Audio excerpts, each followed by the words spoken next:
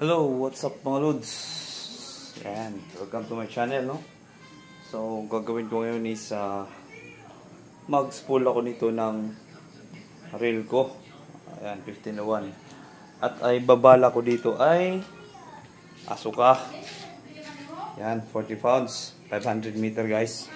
So, kasya dito ang 1501 guys. Yung 500 meters pala.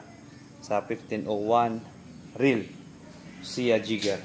F custom. So, ito. Kasi wala akong machine guys. Yan, gagamitin kong rod is game jigger guys. Para ma-spool ko siya. So, yan, nakabang na yung kasirola. Yung sa rice cooker guys. Diyan ko ilalaglag yung ilulunod yung ito. Pasok ko dyan sa loob. Okay. Ayan guys, bubuksan na natin to. Tapos lalagay natin dyan. Ayan. Tapos itong dulo papasok natin sa butas dito. Ayan. Ayan. Butas natin. Tapos yung dulo nyan guys, ipapasok natin dyan sa tip ng ating rod. Diretso dito sa ating reel. Okay. Hindi na pag video.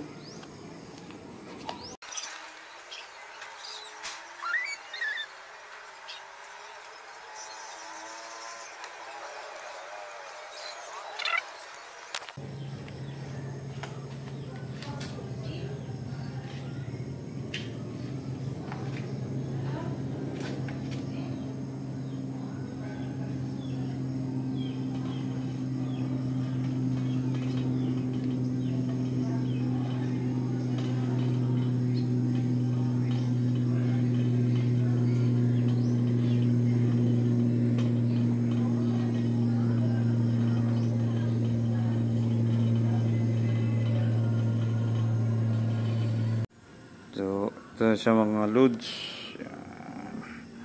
So, ito sa ngiyanaan para pantay. So, padayon ta. So, guys, ito na siya.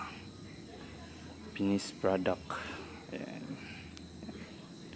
500 meters to guys. And 40 pounds. Kasya talaga siya sa 1501 . Okay. Thank you very much. Yun lang may share ko.